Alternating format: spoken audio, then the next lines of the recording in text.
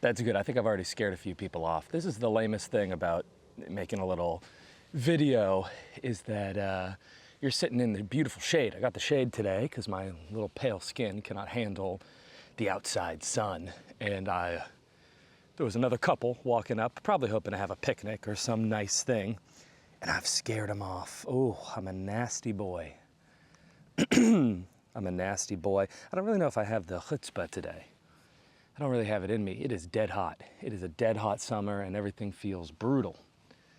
It is a nasty summer. It's all winter, you yearn for the sun, and then the sun gets here and you go, not like that. Please not like that. It's winter and it's cold and it's gray and it's sad and depressing. And then the spring comes and it's just wet and it rains and the wetness seeps into you and makes you miserable. And then you go, please, Lord, just give me a spot of sun. Give me a brief moment of kindness. And then the sun comes and you go, that's beautiful. And then 2 weeks later, the sun's still there and it's ratcheted up its heat. It's turned into a goddamn inferno and everywhere you go is hell. And I'm over in London and they don't have AC units in the building, okay? I miss the American comfort. They don't have AC units here and your boy's dying. Your boy is dying a hot, hot death. Oh, every night, the tossing and turning, the sweating, the moaning. Oof. You have to buy a unit because the houses here, they're made to store heat during the day and slowly release it at night because for so much of history, the main thing, I guess, was people freezing to death and being cold and damp and miserable. So all the homes are built with that in mind. And now, the old advent of global warming. Thank you, Greta Thunberg. We're sweltering. And these houses, they're storing the heat and they're dishing it out slow all night. Still 70 degrees trying to sleep. Ah, oh, it's too damn hot. 70 degrees. So I looked at buying an AC unit and I can't even get an AC unit that goes into the window, like the normal, like the New York style AC units. It's an old Victorian single pane window. The damn thing's gonna crack open. It's got no resistance to being pushed up or pulled down, really. You gotta prop it up with a little stick. If I put an AC unit in that, it's just gonna fall out and kill my neighbor sunbathing on her deck. And that's no good. Nobody wants that. That's bad for me as an immigrant in this country to kill a sunbather. The Post won't give you a favorable write-up. They'll crucify you out there. I can't be killing sunbathers, so I can't put that AC unit in. And all the AC units you can do, you can get the portable ones, whatever portable means, and it comes with a tube that goes out your window and you seal it up with some cling film or something like that, tape it up. I don't know if they work. I'm unclear. They're definitely weaker than the other window units, but my Lord, I will take anything at this point. I'll take anything. I don't have a good vantage point to watch people coming from behind me, so people are going to be seeking the comfort and the shade of this tree, and I will scare them away. That's just the reality of it. Sorry for clearing my throat. I'm allergic to everything. The throat's taking a hit from the allergies. I'm allergic to cum, and I've been having a lot. I've been sucking the dudes, and my throat is rebelling. And Lord, I'm embarrassed about the maneuver here. Might have to be a short one. Might have to be a short and sweet one. What have I done this week? Well, there's always shows, but shows are boring. We've exhausted all you can talk about. Nobody wants to hear about comedy. That's not good for the algorithm. Unless I have a legion of comedy fans who are just thirsty for more. That's no good. Save it for the Reddit stand-up communities. What have I done? I went to a stag do, a bachelor party in the parlance of my country. Went to a stag do, and stag don't. I think that's my takeaway. It's an awful pun, but I went to a stag do as a buddy who had moved to London as well from Canada. And so he's doing this little stag do, but he's like, I don't really know a lot of people over there. So he invites me, of course. I'm very grateful for that. And I'm his friend, and he invites another guy that I assume he met in Glastonbury or wherever he likes to party in the summers. There was another British fella he knew, and then there was his brother-in-law. So he was like, I don't know many people in this country, so he had his brother-in-law come, and his soon-to-be father-in-law. So the bride's brother and father were there, as well as one guy who is the bride's friend's husband.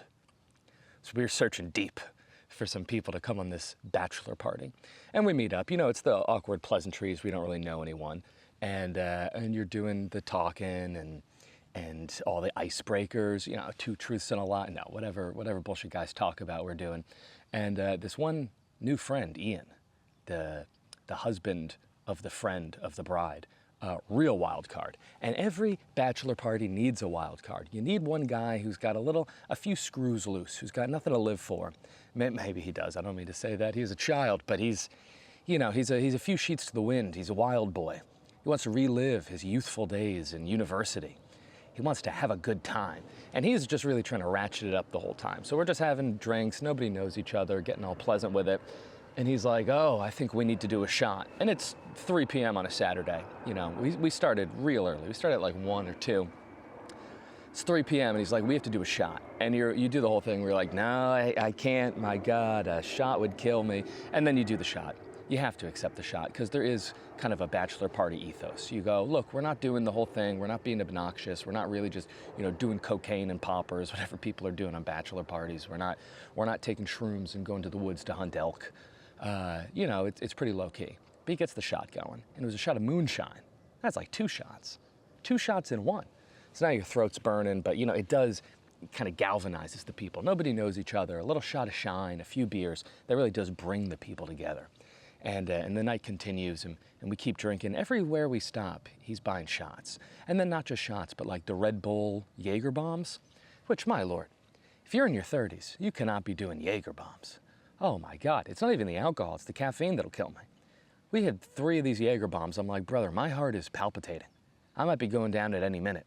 It's the poor man's cocaine, is what it is. It was the poor man's cocaine. So we're all hopped up on 3 Jaeger bombs and a bunch of pints, and he's chirping with everyone. We're almost getting into fights. I don't even know this guy. But now because he's in my group, I have to like defend him. I have to at least prevent him from harm. So he's chirping, and people are looking over at me, starting to, you know, he's getting in some guy's face about how he was dressed. And to be fair, the guy was dressed like a golfer on acid. Just he had some really douchey, preppy, loud, vibrant bullshit going on. And it's apparently some type of pub crawl over in London where you all dress up like golfers and go to 18 pubs and you have to have a special drink at each pub. Just about the dumbest thing I've ever heard in my life. Just the most miserable, dumb, I don't have a hobby type of shit. And so the boys, you know, he's chirping this golfer, and the golfer is visibly upset because the golfer's on the phone with like his wife trying to be like, honey, I'm sober. Nothing's going wrong. I'm a normal guy. Everything's good. And you know, he's just going, he's drunk. He's drunk. And really the problem was it had started to rain, and this one golfer fella was just taking up a whole picnic table under the awning when all his boys were inside. And so our fella Ian here, he's just chirping the golfer, trying to get the picnic table, and he's being real rude about it. He's fully standing in the rain going, oh, I wish I had a picnic table in some shade I could sit on. And the guy can hear him. He's shooting him daggers on the phone with the missus or whatever. And he's, visibly upset. You know, he reluctantly gets up and goes, fine, have your fucking picnic table.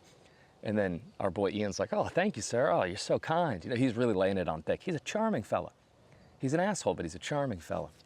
So everyone we bumped into, he always had some words. And they were positive, but they were annoying. There was a hat party. Bunch of kids all had fun hats on or whatever, which at first was jarring because someone was making a Make America Great Again hat. And you're over in good London town seeing a red hat. You're like, who is this psychopath? It's like seeing a Confederate flag in Canada. You're like, in the South, I expect that.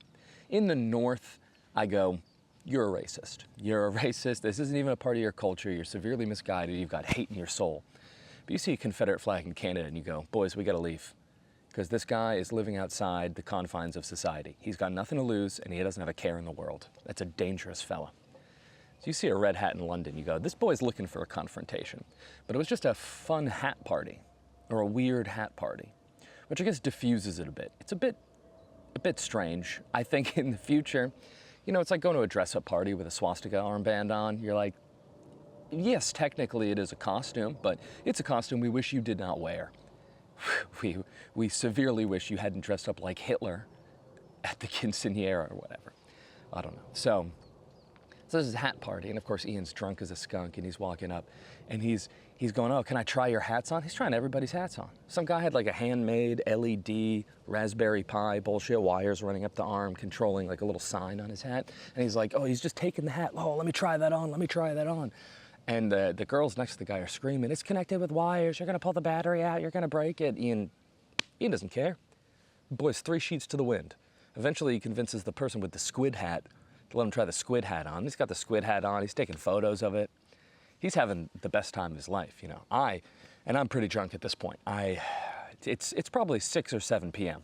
and we've been drinking since 1, and I'm an old man, and it's hitting me, and I'm dying. Oh, my alarm's going off, and I'm severely dying. And so we're walking through this one bar, and I turn to kind of gesture to Ian to be like, Ian, get over here. You know, I'm really trying to keep him with the group, keep him out of trouble. And I gesture to Ian, and as I gesture, I knock this girl's hot dog right out of her hand. And if I were a younger, unmarried man, it would have been a good meet cute, because she was all like, "Oh my God, your accent, like you must be American." And I'm like, "Yes, yes, I am." And I'm like, "Let me replace this hot dog." She'd taken 1 bite out of the damn thing. It was a corn dog. She'd taken 1 bite out of the corn dog, and I'm like, I got to go replace this corn dog. Okay. So I go and I wait in line, and the line was so long. And I'm talking with her, and she's really chatting me up, and I'm uninterested. I'm a married man at my friend's bachelor party. I'm like, I just need to get you the corn dog. I need to do the right thing, and I need to get the hell out of here. I need to get the hell out of Dodge. And she's all, oh, where are you from? I'm from she's from California. So I'm doing all the talking and whatnot you have to do. And then Ian shows back up. Mind you, I've met this guy 4 hours ago, whatever it may be, 5 hours ago. Ian shows back up, sees me talking to this girl. He puts his arm around me, and he goes, this guy's the greatest goddamn guy in the world. This guy's the best guy in the universe. Absolute legend, mate. Absolute legend.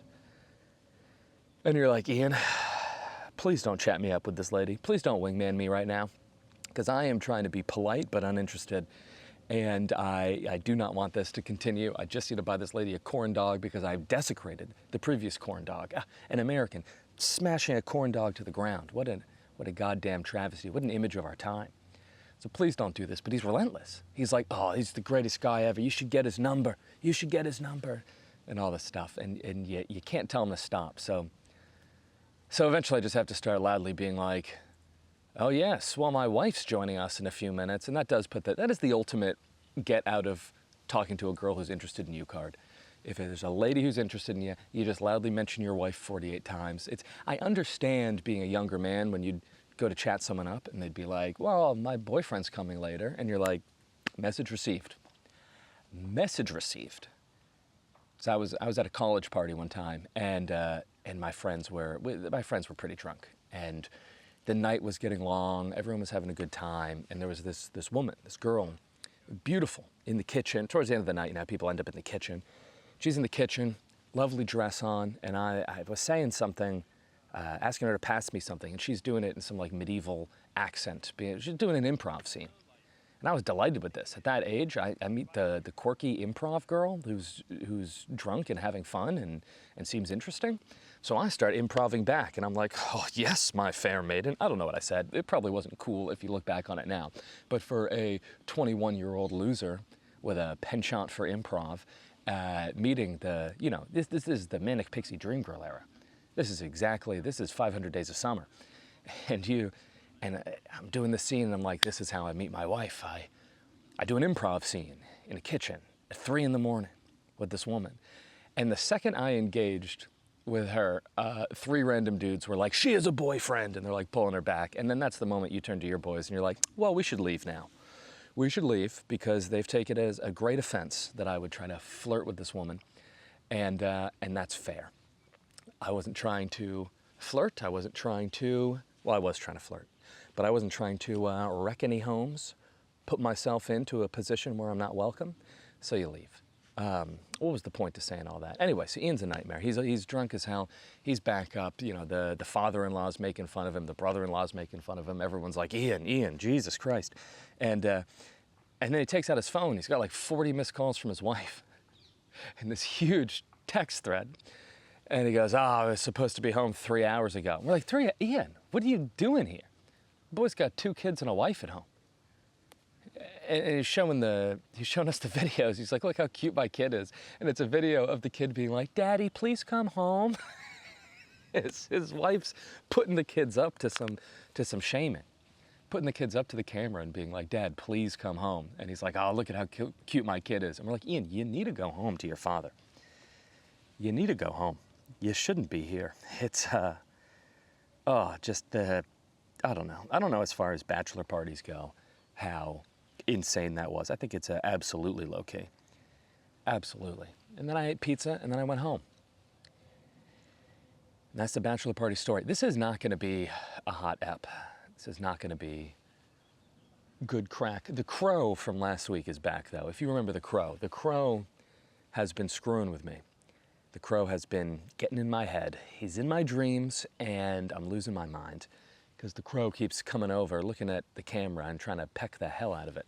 And it's a real problem out here. It's a real problem. So, what else has been going on? I'm going to go see the Corrs on Saturday, so I'll let you know about that. I don't really know the Corrs. I know my wife likes the Corrs. I think it's they're like an Irish band, and I think when she was in middle school, she was a big Corrs head. Because my wife is, I think she's very cool, but she is obsessed with medieval history and Irish folklore. And, you know, that doesn't make you cool in middle school or high school, but as an adult, it means that you're going to be absolutely pumped to go see the Corrs. You're going to be friggin' excited. So we're going to drive out to see the Corrs at Blenheim Castle or whatever. Little concert in the castle, some birds stomping around over there. A lot of excitement. A lot of excitement on the heath. Always exciting, always fun. Always exciting, always fun. Something else. I didn't write anything down, so I'm losing my mind. Birds in the bush. We'll cut this part out. Didn't write anything down. Something else happened. Oh, yeah. Oh, so I killed a mouse, you know. I killed a mouse, and I didn't want to kill the mouse. We've had a mouse in the apartment, and he's nary seen, but he's felt. He leaves the little droppings behind, and you go, this is no good. This is awful.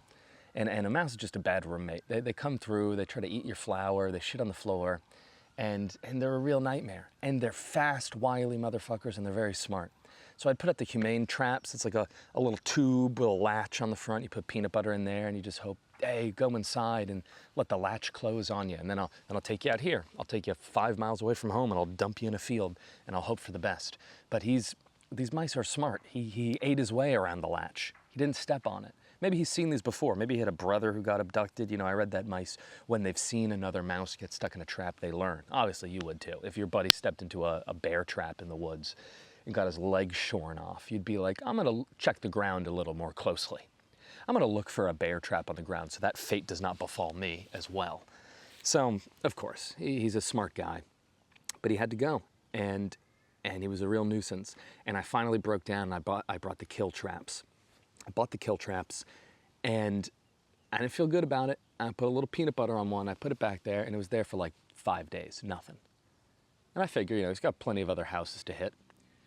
It's like that guy who disappeared in the woods in Maine, and people would just be like, yeah, our house got broken into one summer, and then another summer 5 years later, and he just like made a route of hitting every little cottage in the winter for canned food and stuff that was left behind. And so he comes back. He must have been away, and he comes back, and it's late at night, maybe about midnight. I'm sitting on the couch, winding down after a show, and I'm on my phone, and out of my peripheral vision, I see some movement. And in the darkness, I just see the shadow of the mouse. I turn the flashlight on and flash him, and I'm like, hey. And I was looking around, like, do I have anything to throw? Because at this point, the mouse has been terrorizing us so long. I'm like, I'll just throw something heavy at him, and it's going to be awful, and it's going to be a cleanup, but I'll hope for the best. But he scurries away. And I'm immediately like, you know what? We've had so many chances to get this guy. Like the week before, I had left a jacket out. My wife was writing in the living room, and she hears a rustling from the pocket of my jacket, the breast pocket of my jacket. And she gets up and over there, and the mouse is in the pocket. And this lady calls me. I'm like, you have the mouse in the pocket. This is the most contained he's ever been. You have the chance to do the right thing. But she calls me and starts, what do I do? What do I do? And I'm like on stage, so I'm not getting any of the calls. I have like 20 missed calls. I have as many missed calls as Ian did on that bachelor party. And And she's freaking out. And then I get off stage and see all this. And I'm like, so did you get the mouse? And she's like, no, I panicked trying to call you. And then he jumped out and ran away. But he looked right at me. And I'm like, okay, this guy's in the pocket of my jacket, like rooting through a used tissue. Like his time is nigh. So when I had him cornered there, late at night, flash him with the light, he scurries away. But I run over to the door and there's a towel in the room, and I ball the towel up and shove it against the crack. And I'm like, there's only one way in, one way out. Okay, I know I've already searched this room. There's no other holes in the wall. I know I got you. And so I start looking under the couch with the flashlight. I can't see anything. And I tenderly pull the couch out, just looking for movement. At the end of the couch, I see a little tail. And I'm like, that's a rodent tail. And I think he's alive, and I'm creeping up to him, and I peek over. And I guess he had gotten into the snap trap. I didn't even hear the snap trap go off. I don't know if his poor little neck cushioned it or something like that, but I peek over and the trap got him. He had run scared past me when I alarmed him into the corner, and I guess got distracted by the smell of the peanut butter, and he got too close and he got, and I felt awful. I felt awful. It took a moment to just really, when I was a kid, my mom caught a big mouse in our basement, and then she cried a little bit with holding the big snap trap and putting it in the trash. And I felt that whole moment again of being in childhood and kind of seeing this dead animal is kind of like, it's wondrous in a way, but it's also, so I'm having to pretend to be on my phone because there's people looking. It's in a way wondrous and amazing, and the natural world's incredible, and it's perverse and morbid, and you want to look at it. And at the same time, just filled with the sadness of a life ending. And, you know, no fault to the mouse. He just wants to be in a home. He wants to eat his little food and get about. That's mouse business, brother. That's just a mouse doing mouse stuff. I felt all these emotions. And then, of course, you got to throw them in the trash. You don't want to touch them. I didn't have gloves. Get a bunch of paper towels and lifting them in the bag. And I had to do it to him. I had to do it to him. I don't feel good about it. This is why I don't know why I thought I could get into hunting. There's a time in my life where I was like, I'm going to go out and be a deer hunter. If I shot a deer, there'd be 35 minutes of crying afterwards. There'd just be weeping in the woods in the cold October air while I process the emotions. Because you have to kill the mouse. You don't even eat the mouse. That's the tough part. You don't eat the mouse. You should buy a snake just to feed the mouse to the snake. Feel like it's a circle of life thing, but oh, he's probably full of poison anyway. So that was tough. He's just a bad roommate. A mouse is a bad roommate. And you got to pick good roommates. I got a good roommate with my wife. It's nice to have a roommate you love and cherish. That's pretty sick. But I've always had good roommates in my life. Like when I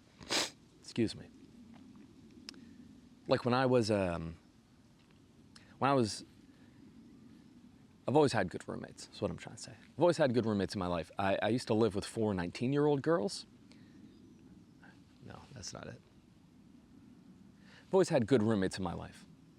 Like I used to live with 4 19-year-old girls, and I was 19 as well. I wasn't just like a pervert who lived in the attic, you know. It was age-appropriate situation. I wasn't a creep who had an elaborate system of spying set up. Yeah, they weren't just living there being like, I think we have like a huge mouse in the walls. And I'm just like eating Frosted Flakes like, oh shit, they heard me. I lived with them, and they were good roommates because it was the most I've ever believed in myself. You know, living with 4 young women in college, they had a belief in life that I did not have at the time. It was very nice to be around because you have to understand these were American girls, so they were all like bubbly and looked towards the future and optimistic. And we'd do a lot of like manifestations. You know, we'd do affirmations. People would like say something they wanted, and you'd be like, he's gonna call me back. We'd be like, he's gonna call you back. We're like jazzing everyone up. I never had any good affirmations. I wanted to be like, I'm gonna tell one of you I love you, but that's not an affirmation they're gonna sign off on. That's just how you're gonna make the house weird. So no. I was just a regular nice person, and we had a bathroom, the best bathroom ever. I mean, first of all, you have all like the nice candles and stuff. You never get a nice candle in a dude's apartment. You get an old stick of deodorant that the cap was lost years ago. That's all you get. So, you know, you're in this nice lady's bathroom. There's a nice candle there. You're in there fighting for your life on the toilet, doing things that contravene the Geneva Convention, but the back of the door is covered with photos of Italy and Dr. Seuss quotes, and it's like, be the best you can be. It doesn't matter how depressed you are, brother. You take one shit in that bathroom, you are healed. You feel the fire of life in you. That's what it means to live with a a group of college-age women. That was very nice. And then after I moved out there, I moved in with a bunch of college-age dudes, and we were miserable. We were like 22, just depressed alcoholics, the lot of us. I don't think we brought one girl back to that apartment. We were so miserable, and there's no affirmations, you know. Bunch of depressed dudes drinking. But then one day, my roommate brought home a cool stick from the park. Cool stick from the park, dude, is everything. A cool stick from the park will make an apartment of dudes erupt. I mean, the way we reacted to that cool stick, you would have thought we were like the Golden Retriever convention. We loved that stick. You know, and we're creative young boys without any goals in life. So with a little bit of work, we turned that stick into a small bow and arrow. We're doing primitive technology in this apartment, you know? And with a little bit more work, we turned that small bow and arrow into $500 of drywall damage. We spent the afternoon shooting homemade arrows into the drywall and then just hang a big painting over them. And we're like, yeah, we know we're not getting the security deposit back. We know it's over. Let's wreck some things on the way out.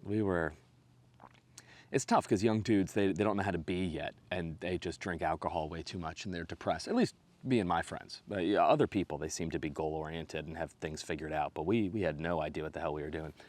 And that's tough. Like at one point when I was living in this apartment, again, 4 depressed alcoholic dudes, and the downstairs unit got new tenants, and the new tenants were 4 German exchange students at McGill University. And so we were like, well, we see these beautiful women in the apartment, and we hear that they're German, and we had like a house meeting about it. We had never had a house meeting before. We never talked about the trash or the recycling or really how to pay rent, just money kind of got figured out.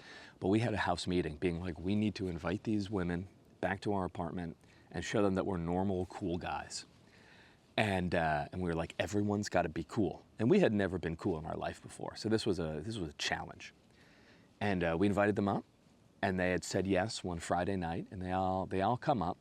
And immediately as they enter, my friend drops his beer bottle and it shatters on the ground. And the 3 others of us, we just closed ranks. We were like, we don't even know him. He's kind of a loser. He sucks. We just immediately threw him under the bus. It was crabs in a bucket. I mean, we had no support for our boy. And that's not a good look. That's not a look that charms women. And so we're sitting down and we're talking, we're getting to know each other. And they're like, oh, we're German. Like, do you know much about Germany? And I'm from like a small town in the woods. I don't know much about anything. My friend's from a small town in Massachusetts. The other roommate was from a small town in the middle of Canada. And then the other roommate was from Karachi, Pakistan. We don't really know German people. We've not really met them before, but we're 22 and now we're learning. But I, with my dumb big mouth, trying to talk and be funny, I had seen some documentary about Berlin and something about like a live show where they have like a kiddie pool full of pudding and all the women wrestle in it and everyone pretends like it's poo. Like everyone pretends it's just diarrhea. And the first few rows of the show, they have to wear rain jackets because the pudding's getting everywhere. And I brought this up. Like I was trying to connect with them and be like, yeah, no, I know something about Germany. You guys have like a fun kind of like poo fetish culture. And these 4 German girls were like, what? And then the other 2 guys there were like, we don't even know him. He's kind of a loser. We only let him live here as a joke. Like they close ranks around me now. Crabs in a bucket, man. And I was really just there left on my own trying to defend this somehow. And it's indefensible. You don't bring that up talking with cute women. It's a nightmare. And so immediately like I'm out. And then I can't remember, the one other guy, you know, he put his foot in his mouth and he's out. And then our last roommate was just chatting up this one German girl the rest of the night while the other 6 of us just kind of made awkward small talk. And then at the end, the German girl he was talking to was like, I actually have a boyfriend in Germany, I'm so sorry. And then he was like, God damn it, okay.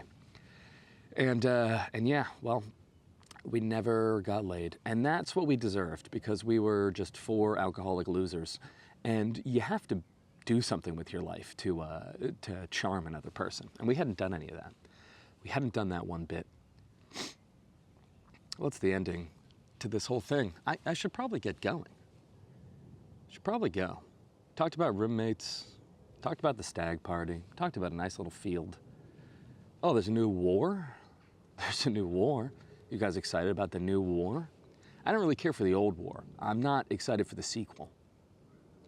I don't really care for the old war. I'm not pumped about the sequel, to be honest with you. It feels bad. You know, I'm against the war, but all my money's in Raytheon, so Maybe it's complicated. No. I think it's simple. I don't know. The world's topsy-turvy. Tucker Carlson's making sense. That's no good. You know, I guess he's just part of the outsider class now, so maybe there's going to be a few spots of overlap with things that I believe, but I wouldn't trust that fella as far as I could throw him. And I'm a pretty weak man. Can't throw very far, so. Oh, the crow's back. That means it's time to go. Anyway, we've done enough here.